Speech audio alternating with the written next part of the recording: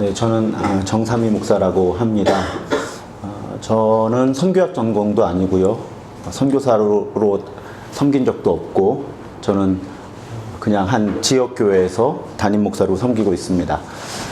배경을 이해하시는 게 중요할 것 같은데, 저는 선교 전문가도 아니고 한 지역교회의 목사로서 이 책을 가지고 제 목회 철학을 형성했고 교인들과 나누고 있는 그런 목사이고요.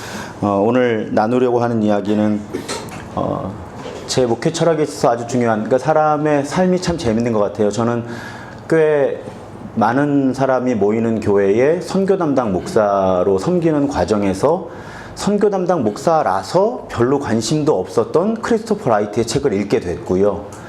이분의 책을 읽다가 아까 인용했던 목사님 인용하셨던 것처럼 생각을 많이 다시 정리를 해야 됐고요. 목회 철학을, 또 교회론도. 그래서 이분의 가르침을 가지고 사실은 만난 지 몇 년 안 됐어요. 물론 직접 만난 적은 없습니다만 책을 통해서 이분을 만난 시간도 얼마 되지 않았지만, 제가 책 2권을 선택하라고 하면 이 하나님의 선교와 하나님의 백성의 선교, 이 2권을 가지고 제 목회 철학을 이야기할 수 있을 만큼 그렇게 이 책에 빠져서 지내는 목사입니다. 이 책에 오늘 30분 정도 이야기를 하라고 해서 이제 쭉 처음부터 제가 준비한 이야기들을 좀 풀어보려고 하는데요. 처음에 이 책을 이해하시려면 얼만큼 이 책을 읽어오셨는지는 제가 잘 모르겠어요. 거의 안 읽어오셨다는 전제를 가지고, 혹은 읽었는데 무슨 말인지 잘 모르겠습니다라는 전제를 가지고 저는 이야기를 좀 풀어보려고 합니다. 먼저 이 책을 이해하시려면 선교의 성경적 기초라는 말과 성경의 선교적 기초라는 말을 구분하실 수 있으면 이 책의 의도를 아주 잘 파악하시는 거예요. 이 크리스토퍼 라이트는 영국의 성공의 성직자고 구약학자입니다. 제가 크리스토퍼 라이트의 이름을 너무 많이 이야기를 하다가 오히려 부작용도 있었는데요. 저는 이분의 이름을 자주 인용을 했어요. 왜냐하면 제가 제 목회 철학이라고 혹은 저의 성경 해석이라고 이야기를 하면 아무도 안 들어줬었는데, 크리스토퍼 라이트의 이야기라고 하니까 들어주는 거예요. 얼마나 억울했는지 모릅니다. 그 일을 경험하면서. 그러면서 깨닫게 된 거예요. 정삼위 목사가 읽어낸 성경이라고 하면 안 들어주는데, 또 너무 진보적이라고 하는데 크리스토퍼 라이트 이야기를 하니까 들어주는구나. 그래서 항상 저의 어떤 선교에 대한 이해나 또 선교적 교회에 대한 이해를 이야기할 때 크리스토퍼 라이트라는 분을 먼저 소개를 합니다. 이분이 2005년부터 2011년까지 로잔 운동의 신학위원장으로 섬겼죠. 존 스타트의 후계자입니다. 그러니까 한국에서 아주 힘이 강한 단어가 있는데 복음주의, 대부분의 복음주의 진영에서 인정하는 그 로잔 언약과 로잔 운동과 거기서 나온 케이프타운 언약을 기초한 분이에요. 그래서 아까 말씀드린 대로 제가 이분을 소개하며 시작하는 이유는, 지금부터 나누려고 하는 이야기는 저 개인의 해석이라기보다는 어쩌면 복음주의 전반적으로 사실은 전 세계적으로 평범하게 받아들여지고 있는 성경 해석의 가르침이다 하는 것이죠. 일단 그 부분에 있어서 좀 안심을 시켜드리고 이야기를 시작하고 싶습니다. 이분이 영국의 열방대학에서 가르치던 과목의 이름이 선교의 성경적 기초예요. 이분이 구약학자니까, 특히 성서학자니까 이제 성경에서 선교에 대해서 무엇을 말하고 있는가를 끄집어내서 학생들에게 과목을 가르치던 와중에 이런 고민을 하는 거죠. 나는 학생들이 그저 성경에 우연하게 선교 활동의 이론적 근거를 제공하는 많은 본문들이 포함되어 있다는 것뿐 아니라 전체 성경 자체가 하나의 선교적 현상이라는 것을 알기 원했다. 현재 성경을 구성하고 있는 글들은 그 자체가 하나님의 궁극적 선교의 산물이며 증거다. 성경은 하나님의 창조 세계 전체를 위해 하나님 나라에 관여하는 하나님의 백성을 통한 하나님의 선교 이야기다. 그러니까 아까 보여드렸던 선교의 성경적 기초라는 과목을 가르치다가 이 성경에서 선교의 길을 뒷받침하는 문구들을 뽑아내면서 보니까 그게 아니라 이 성경 자체가 선교적 현상으로 나타난 산물이라는 것을 발견한 거죠. 그것이 이분이 성경의 선교적 기초, 과목 이름을 바꾸고 싶다. 그러니까 선교의 기초를 성경에서 끄집어내는 것이 아니라 성경 자체가 하나님의 선교의 산물이다라는 관점에서 이야기를 전개하기 시작합니다. 한마디로 아까 읽었던 이야기 결론은 성경이 하나님의 선교 이야기다 하는 것이죠. 이런 관점을 흔히 성경의 선교적 해석학이라고 합니다. 요즘에 한국교회에서도 점점 선교적 해석학이라는 단어들이, 특히 신학하시는 분들은 지금도 SNS 이렇게 뒤져보시면 외국 대학의 성서학이나 선교학 교수들을 모셔서 이제 선교적 해석학이라는 과목을 강의를 듣기 시작하는 이제 그런 흐름에 와 있는 것이죠. 이것이 매우 중요한 전제가 됩니다. 그러니까 성경 속에 하나님의 선교 이야기가 들어있다기보다는 성경 자체가 하나님의 선교하시는 하나님의 그 선교의 과정 가운데 하나님의 선교를 위해서 기록된 것이다라는 관점. 이 전제를 잘 이해하는 것이 매우 중요합니다. 그리고 이러한 모든 움직임의 전제로 우리가 이해해야 될 것이 바로 하나님의 선교와 교회의 선교의 차이죠. 미시오 데이라고 하는 하나님의 선교라고 하는 개념은 사실은 1960년대에 대두가 된 그런 생각인데, 요즘의 한국 교회에서 비로소 지역 교회들에서 하나님의 선교와 교회의 선교라는 단어가 다루어집니다. 제가 요즘에 비로소 다뤄진다는 얘기는 요즘 이 일반 지역 교회를 목회하시는 목사님들의 설교나 책 속에 하나님의 선교와 교회의 선교를 대비시키는 글들을 제가 최근에 비로소 보기 시작해요. 그러니까 특별히 선교에 대한 혹은 교회론에 대한 학자들의 책 말고요, 일반 목회를 하는 설교자들의 언어에서 하나님의 선교와 교회의 선교를 대비시키는 이야기들을 저는 비교적 최근에 보기 시작합니다. 제 탐구와 공부와 연구가 부족했기 때문일 수도 있지만 그만큼 그 언어는 신학교에 갇혀 있었던 것이죠. 저 차이가 무엇이냐면 그 크리스토 라이트가 앤드류 커크라고 하는 역시 영국의 선교학자의 글을 인용을 해요. 하나님은 세상에서 그분의 교회를 위해 선교를 두신 것이 아니라 그분의 선교를 위해 교회를 두셨다. 선교가 교회를 위해 만들어진 것이 아니라 교회가 선교 곧 하나님의 선교를 위해 만들어졌다. 그러니까 1960년대에 이 미시오 데이라는 말, 하나님의 선교라는 개념이 본격적으로 정리가 되기 전에는 하나님은 교회를 통해서만 선교하시는 것으로 이해했다는 것이죠. 그러니까 선교에 있어서 그 키프레이어는 교회입니다. 교회가 모든 것을 하는 거예요. 그런데 하나님의 선교라는 관점은 그 관점을 보다 더 확장하기를 요청합니다. 아주 적절한 예는 아닐 수 있지만 제가 교회에서 일반적으로 교인들에게 설교하거나 가르칠 때는 이런 비유를 써요. 예전에는요, 예를 들면 한국에 처음 파송된 교단 파송을 받고 들어온 선교사님들의 기도문 같은 걸 보면 마치 조선 땅은 아무개 땅이에요. 이제 본인이 하나님을 모시고 들어오는 거예요. 지금 저 땅에는 하나님이 계시지 않았던 거죠. 왜? 교회가 들어가지 않았거든요. 그런데 우리나라 역사만 봐도 제가 우리 교회 선교부를 새롭게 조직하고 이 강의를 했더니 이해를 못하는 장로님이 계셨어요. 받아들이기 힘들대요. 왜냐하면 그분은 그렇게 배우신 거예요. 최초의 장로교 선교사, 감리교 선교사가 우리나라에 들어와서 복음을 전하기 시작했다, 이렇게. 근데 그렇지 않거든요. 그 선교사님들이 이 땅에 들어왔을 때 깜짝 놀랐던 사실은 세례를 주려고 했더니 세례를 받겠다고 저 북한 땅에서부터 세례 받으러 오는 사람들이 있었던 거고요. 그때 이미 우리나라에는 한국어로 번역된 성경이 있었습니다. 예를 들면 지금 단기 선교나 혹은 장기 선교로 파송을 받는 선교사님들 가운데 비록 미전도 종족이 존재하는 땅으로 들어간다고 해도 지금 저곳에 하나님이 계시지 않는다고 고백하는 분들은 거의 안 계신 것 같아요. 하나님은 태초부터 그 땅을 지으셨고 그 땅에 계셨고 그 땅에서 선교하셨죠. 사람들이 하나님을 아주 정확하게 그 언어로 발견해내지는 못했지만 그래서 그 땅에 들어가는 선교사들은 이미 선교하고 계신 하나님의 선교에 동참한다는 고백을 많이 합니다. 그런데 예전엔 그렇지 않았다는 거죠. 왜요? 선교는 교회가 하는 거니까요. 교회가 움직이지 않으면 아무 일도 일어나지 않는 거죠. 그 전제를 가지고 이 성경의 선교적 기초나 혹은 선교의 성경적 기초, 성경의 선교적 기초라는 말을 우리가 이해하면 좋을 것 같습니다.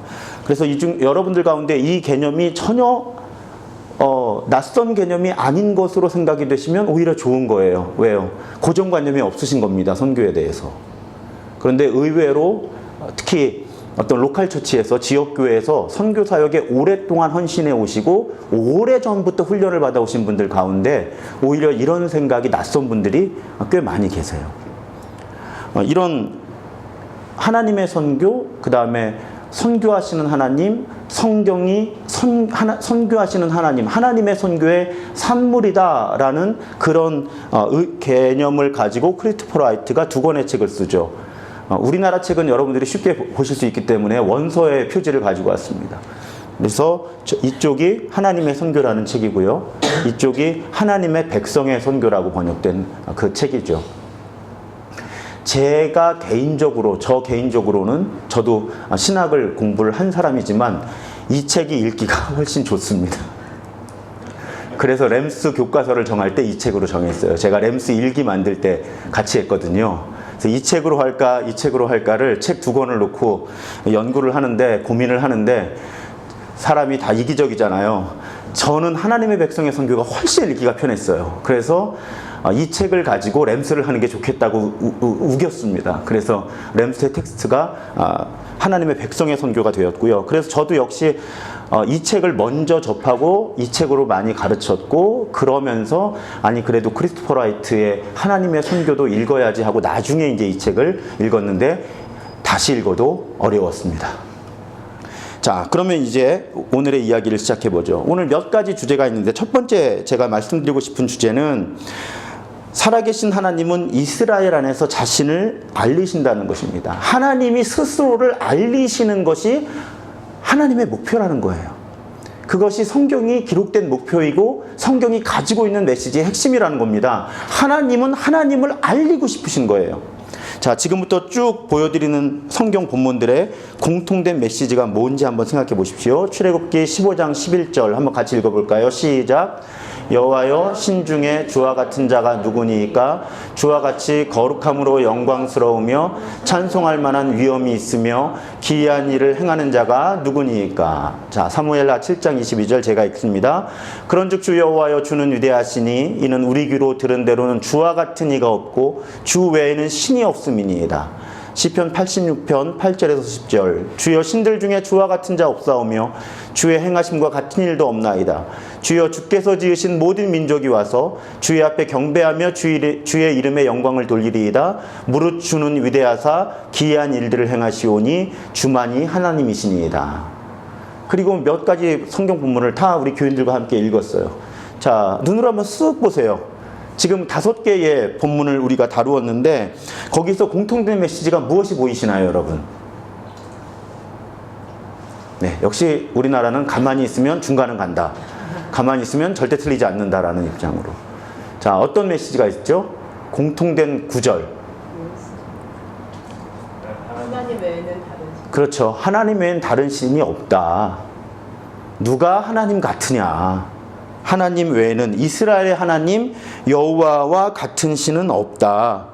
그러니까 다른 신이 아니라 여호와만이 이스라엘에게 경배를 받으실, 예배를 받으실 유일한 하나님이시라는 것입니다. 제가 5개의 성경 본문을 인용했지만 사실은 성경 전체를 관통하는 메시지죠. 유일신 하나님, 유일하게 예배를, 크리스토퍼 라이트의 그 표현을 조금 빌리면 다른 신도 있다는 겁니다. 성경에서 다른 신을 전제하며 얘기하잖아요. 그런데 하나님이 유일신이라는 얘기는 뭐죠? 가장 혹은 유일하게 예배를 받으실 만한 분이다. 그 고백을 성경 전체가 하고 있다는 것입니다. 중요한 것이 있는데요. 특히 구약의 관점에서 보면 그 하나님이 이스라엘의 민족신이 아니라는 겁니다. 이것이 왜 중요한가 하면 고대 시대에는 신관, 신의 이해가 거의 다 민족신이었거든요.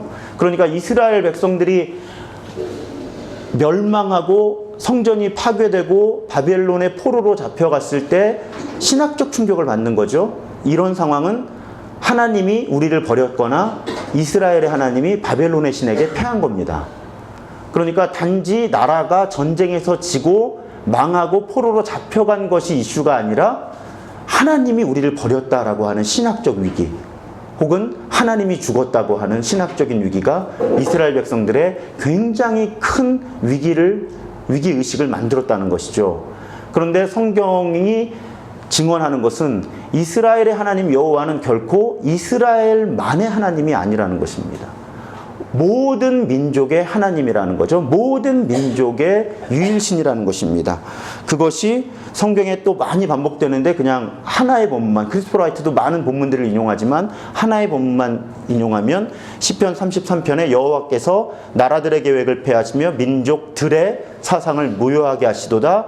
여호와의 계획은 영원히 서고 그의 생각은 대대에 이르리로다. 그러니까 아까 포로 시대를 예로 들어 말씀드렸지만, 자, 이스라엘을 심판하는, 그러니까 바벨론의 신에게 이스라엘의 신이 진 것이 아니라 하나님은 이스라엘을 심판하는 도구로 바벨론을 사용하실 수 있는 권위를 가진 분이다.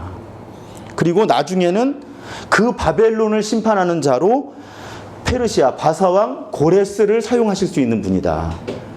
그러니까 이스라엘의 하나님은 이스라엘만의 하나님이 아니라 모든 민족의 하나님이다라고 하는 것이 성경이 또한 일관되게 증언하고 있는 메시지입니다. 그런데 그 하나님은 아까 말씀드렸죠. 자신을 알리는 것이 목표다 하는데, 이 하나님을 알리는 것이 하나님의 목표이기 때문에 하나님이 행동하실 때 중요한 동기가 하나 있어요. 그것이 에스겔서에 표현이 됩니다. 한번 같이 읽어볼까요? 졸리니까. 시작. 너는 이스라엘 족속에게 이르기를 주 여호와께서 이같이 말씀하시기를 이스라엘 족속아 내가 이렇게 행함은 너희를 위함이 아니요 너희가 들어간 그 여러 나라에서 더럽힌 나의 거룩한 이름을 위함이라. 여러 나라 가운데에서 더럽혀진 이름 곧 너희가 그들 가운데에서 더럽힌 나의 큰 이름을 내가 거룩하게 할지라. 내가 그들의 눈앞에서 너희로 말미암아 나의 거룩함을 나타내리니 내가 여호와인 줄을 여러 나라 사람이 알리라. 주 여호와의 말씀이니라. 아멘. 그러니까 이스라엘이 여러 나라로 흩어진 것은 하나님의 정당한 심판의 결과인데, 문제는 그렇게 이스라엘 백성들이 여러 나라로 비참하게 흩어지면서 하나님의 거룩한 이름이 더럽혀졌다는 것입니다. 왜냐하면 그 이스라엘 백성들이 흩어져 살아가는 그 나라 사람들이 이스라엘 백성들을 향해서 너희가 믿는 하나님은 어디 있느냐? 왜 그 하나님은 너희를 버렸느냐? 그러니까 이스라엘 백성들의 입장이 문제가 아니라 하나님의 입장이 어려워진 거예요. 하나님의 이름이 더럽혀진 것입니다. 하나님은 이 상황을 그대로 방치하실 수 없다는 거예요. 그래서 이스라엘을 회복시키신다는 겁니다. 그러니까 여기 메시지 가운데 핵심은 너희를 위함이 아닌 거예요. 그러니까 이스라엘 백성을 위해서 이스라엘 백성들을 다시 회복시키시겠다고 하는 것이 아니라, 적어도 이 말씀의 의도는 너희들이 잘해서 내가 너희들 때문에, 너희들을 위해서 너희들을 회복시키는 것이 아니라 나 때문에. 그래서 제가 좋아하는 표현은, 하나님은 하나님의 평판이 중요한 겁니다. 평판.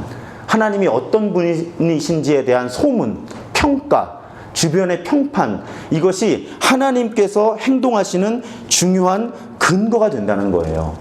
여러분, 이 관점은요, 여러분들이 앞으로 살아가시면서 성경을 해석할 뿐만 아니라 여러분들의 삶을 해석하는 데 있어서도 저는 매우 중요한 단서가 된다고 생각합니다. 하나님은 하나님의 평판이 중요한 거예요. 예수님께서 이 땅에 오셔서 행하신 모든 일들도 이 관점으로 해석을 하면 굉장히 분명해집니다. 예수께서 이적을 행하셔요. 사람의 병든 사람들을 고치십니다. 왜 고치셨을까요? 그 사람만 사랑하셔서인가요? 그러면 고치시지 않은 다른 사람은 안 사랑하시는 걸까요? 아니에요. 예수님이 어떤 이적을 행하시는 것은 사인이죠. 표적이에요. 어떤 표적이요? 예수가 그리스도라는 것을 드러내는 표적이라는 겁니다. 그러니까 예수가 어떤 분이시고 무슨 일을 하시기 위해 이 땅에 오셨는지를 드러내시기 위해서 예수님은 표적을 행하신 거예요. 그 예수님께서 행하신 일과 이 성경을 연결시켜 보면 같은 맥락이에요. 하나님은 하나님의 이름을 위해서 일하신다는 것입니다. 예수님도 이 땅에 오셔서 예수의 이름을 위해서 일하신 거예요. 그러니까 사도행전 교회 시대에도 병든 자를 고칠 때 나사렛 예수 이름으로 일어나 걸어라 하면 성전 미문에 안진뱅이가 일어났습니다. 그런데 스게와의 7 아들들이 내가 나사렛 예수의 이름을 빌려서 빙자해서 명하노니 하니까 귀신이 쫓겨나지 않았어요. 그런데 하나는 예수 이름으로 귀신이 쫓겨나고 하나는 예수 이름을 빙자했다가 귀신이 쫓겨나지 않았지만 성경은 일관된 결론을 얘기합니다. 예수의 이름이 높아진 거예요. 그러니까 성경에서 하나님께서 행동하시는, 그리고 신약에서 예수님이 행동하시는 중요한 의도는 결과적으로 하나님의 이름이 높임을 받을 것인가, 예수의 이름이 어떻게 평가가 되고 어떻게 불리워질 것인가가 매우 중요한 판단의 하나님이 판단하시고 행동하시는 근거가 된다는 거죠. 핵심을 하나님께서 어떤 일을 행하실 때 이스라엘 민족이나 교회 공동체나 어떤 개개인에게 맞추면 해석의 일관성이 떨어질 수밖에 없어요. 그런데 하나님께서 어떤 일을 행하신 그 의도가 무엇일까, 그 결과가 무엇일까 할 때 하나님의 이름, 하나님의 평판, 나사렛 예수 그리스도라고 하는 그 이름에 초점을 맞추면 하나님께서 그때 왜 그 공동체에 그 사람에게 그 일을 행하셨는가가 훨씬 분명하게 드러난다는 겁니다. 이 부분을 저는 오늘 여러분들이 잘 이해하셨으면 좋겠어요. 하나님이 선교하시는 하나님이시라고 할 때 그 하나님이 행동하시는 근거는 하나님의 행동의 결과로 하나님의 이름이 어떤 평가를 받게 되는가, 누군가에게 어떻게 알려질 것인가가 하나님의 관점에서는 가장 중요한 행동의 양식이 된다는 것입니다. 그래서 하나님은 예수를 이 땅에 보내신 거예요. 예수가 이 땅에 왜 오셨을까요? 십자가와 부활을 통해서 우리를 구원하시기 위해 오셨습니다. 그런데 그 이야기가 전부가 아니죠. 예수는 이 땅에 하나님의 통치를 새롭게 선포하기 위해 오셨습니다. 그런데 왜 예수가 직접 오셨어야 할까요? 하나님이 눈에 보이지 않으니까 세상이 하나님을 이해할 수 없는 겁니다.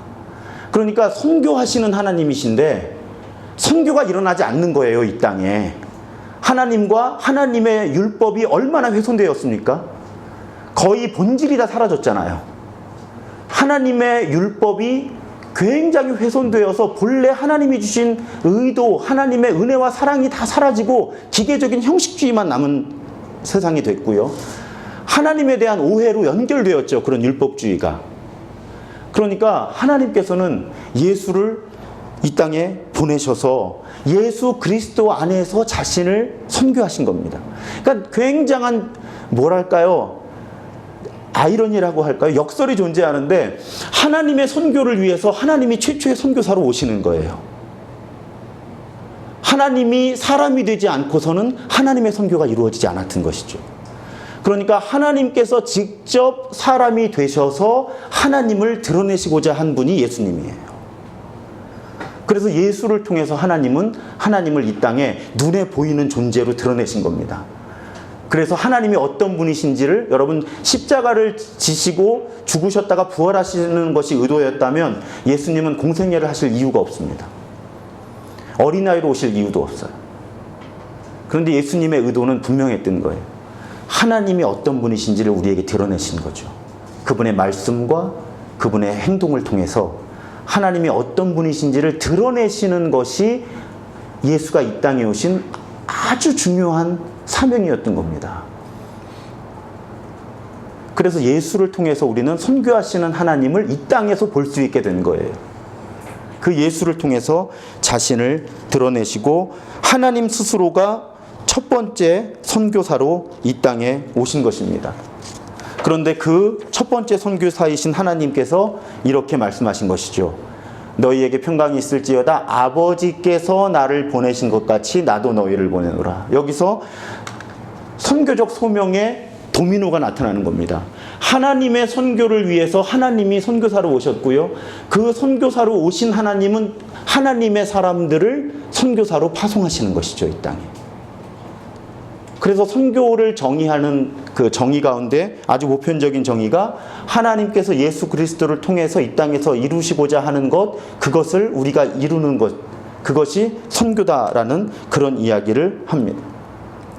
그래서 이제 선교하신 하나님의 선교적 사명이 그 아들 혹은 하나님 자신을 통해서 이 땅에 계시가 되었고요. 그 선교적인 사명을 우리가 이어받은 거예요. 하나님의 백성들, 교회가. 그래서 우리에게 이제 그 선교적 사명을, 선교하신 하나님께서 선교적 사명을 우리에게 맡기셨다 하는 것이 오늘의 마지막 이야기입니다. 이것은 구약에서부터 끊임없이 하나님의 백성들에게 요청되던 사명이었다는 거예요. 새 노래로 여호와께 노래하라. 온 땅이여 여호와께 노래할지어다. 여호와께 노래하며 그의 이름을 송축하며 그의 구원을 날마다 전파할지어다. 그의 영광을 백성들 가운데에, 그의 기이한 행적을 만민 가운데에 선포할지어다. 이것이 시편에서 찬양하고 있는 선교적 사명입니다. 그의 영광을 백성들 가운데, 그의 기이한 행적을 만민 가운데 선포해야 하는 것이 하나님의 백성들의 선교적 사명이라는 것이죠. 우리가 믿는 하나님은 선교하시는 하나님이시기 때문에, 그래서 우리가 증인의 그 선교적 사명을 이어받는 것입니다. 그래서 하나님께서 이스라엘을 선택하신 근본적인 이유가 바로 이 선교적인 사명에 있었던 것이죠. 그러니까 이스라엘이 뭔가 위대해서 이스라엘을 더 사랑해서 선택하셨다기보다는 그들로 하여금 선교적인 사명을 감당하기 위해서 부르셨다는 것입니다. 물론 구약 성경은 일관되게 그들이 그 부르심에서 벗어나 있었다는 사실을 증언을 하지요. 그래서 오늘의 결론은 우리는 선교하시는 하나님의 백성들로서 선교하시는 하나님께서 부여하시는 선교적인 사명을 부여받은 사람들이다 하는 것입니다. 그것이 우리들에게 부여된 선교적 사명이고요. 우리는 그 선교적 사명을 위해 존재하는 사람들이죠. 그래서 우리 역시 우리를 통해 하나님의 평판이 어떻게 알려지는가를 의식하며 살아야 되는 사람들인 겁니다. 이 이야기는 이 책을 읽어나가면서 계속 나오게 되고요. 지금 목사님 이야기로는 제가 계속 이 이야기를 8번 해야 된다고 하시니까 그러면 언젠간 제가 이제 우리의 선교적 사명을 자세하게 소개할 수 있는 그런 기회가 오겠죠. 오늘 이야기의 마지막은 아주 유명한 존 파이퍼의 이야기입니다. 그의 책 열방을 향해 가라의 서원에 나오는 얘기죠. 한번 같이 읽겠습니다. 시작. 선교는 교회의 궁극적 목표가 아니다. 예배가 목표다. 선교는 예배가 존재하지 않기 때문에 존재한다. 그러니까 하나님의 선교적인 비전은 세상 모두가 하나님을 예배하게 되는 것입니다. 그날이 올 때까지 우리 하나님은 쉬지 않고 선교하시는 하나님이시고요. 그리고 우리는 그 하나님의 선교에 참여해야 하는 선교적인 부르심, 선교적인 소명, 선교적인 사명으로 부르심을 받은 사람들입니다. 오늘 우리 하나님이 선교하시는 하나님이심을 새롭게 고백하게 되시기를 주님의 이름으로 축복합니다. 감사합니다.